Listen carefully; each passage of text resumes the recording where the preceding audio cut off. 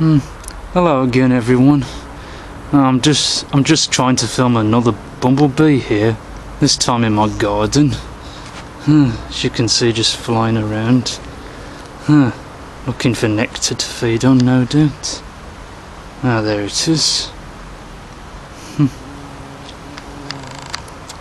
Oh no, it just keeps constantly moving. Oh yeah. Well, now the buff-tailed bumblebee, well, as you can see, is very similar to the garden bumblebee, which I did film just a few days ago. But there are some differences between this bumblebee. Oh, now that has gone. Let's see if I can find some more, if I can. Ah yeah, I think this is another one. Ah yeah, just feeding on the nectar. Now one of the differences between the garden bumblebee and the buff-tailed bumblebee here is that the size difference. Buff-tailed bumblebees are slightly larger than garden bumblebees. And they have a more rounded face. Well, rounder and shorter, of course. And a much shorter tongue as well, unlike the garden bumblebee. Oh, it's just in that flower tube now, just feeding on the pollen, or was at least.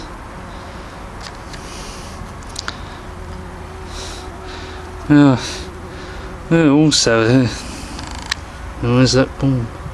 Oh, it's somewhere down there. Oh, there it is. Well, despite its common name, only the queen buff-tailed bumblebees actually have that buff tail, while the workers and the males of this species almost always have white tails.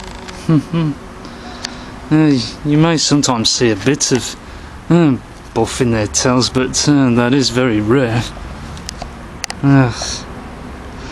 And the buff-tailed bumblebee is very similar to another bumblebee species found here in the UK, known as the white-tailed bumblebee, and that one really does have a white tail. But there is a slight difference between those two species. I think I saw another one over here, if I can find it. Ah, there it is, right there. Oh, that one has a bit of buff on its tail, yeah. Don't know if you'll be able to see because it is quite odd. Well, both the buff-tailed bumblebee and the white-tailed bumblebee have black and yellow bands, as you can see, with this bumblebee. If I can find it. Oh, now it's gone. I can hear some more over here. Ah, there's another one. But the buff-tailed bumblebee has usually darker yellow bands than the white-tailed bumblebee, which usually has lighter yellow bands in general. Let's see. Oh yeah. Yeah, these bumblebees really don't stay still for very long.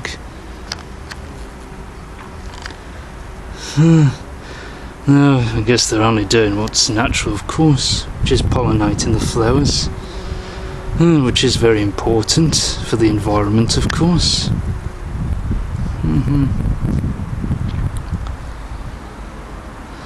Yeah, it's just feeding on that nectar in the tube there.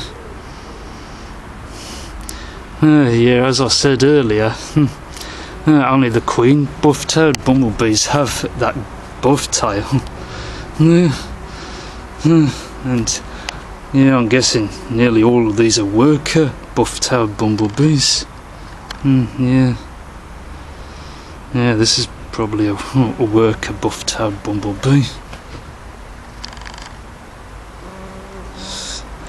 That's just gone. Let's see if there's any more around here.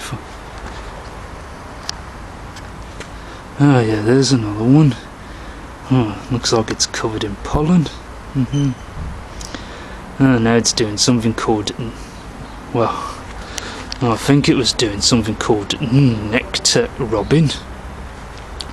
Now buffed, oh yeah, there it is, just doing that.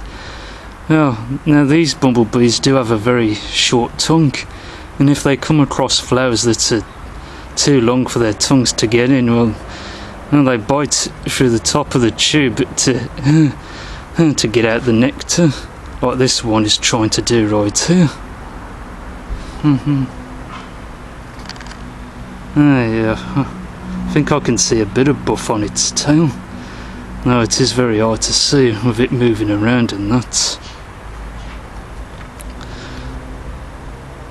Yeah, now the natural habitat of buff-tailed bumblebees, well, yeah, like many other bumblebees, yeah, they can be very commonly seen in gardens, as well as in various other habitats as well, including farmland and parks. Oh, there it is, just behind that flower.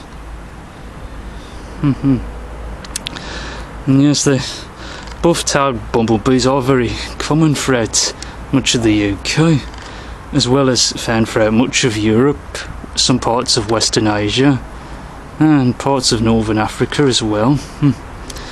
And this species has been introduced into some other parts of the world for greenhouse purposes, in countries like Japan and even in Tasmania too.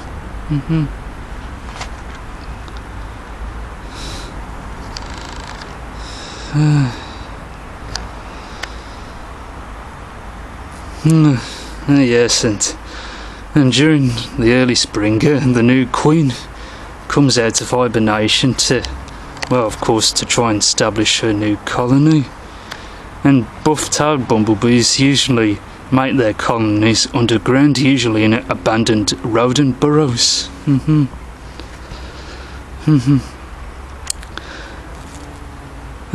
of course the queen lays her eggs in honey-like cones, and when the larvae hatch, the queen of course looks after the first brood, usually bringing them nectar to feed on and that. And of course when the first lot of workers hatching to workers, of course, then they take over the role of collecting the nectar and looking after the next brood, which of course is laid by the queen bumblebee. And later on during the summer periods, the queen buff-tailed bumblebee then makes more reproductive bees, more males and more new queens, of course. And the males go around flying around looking for new queens to mate with, of course. And once the males have mated with the new queens, they die shortly after. And of course during when the winter comes, the old queen and the old colony eventually die off, and only the new queens make it through the winter. And again, she usually goes underground to hibernate.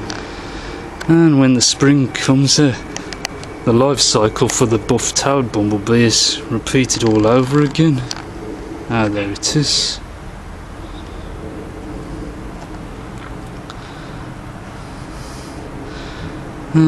Alright, I think I'll leave these buff-tailed bumblebees alone now. Well, thank you for joining me, everyone. Stay safe, and I'll see you next time.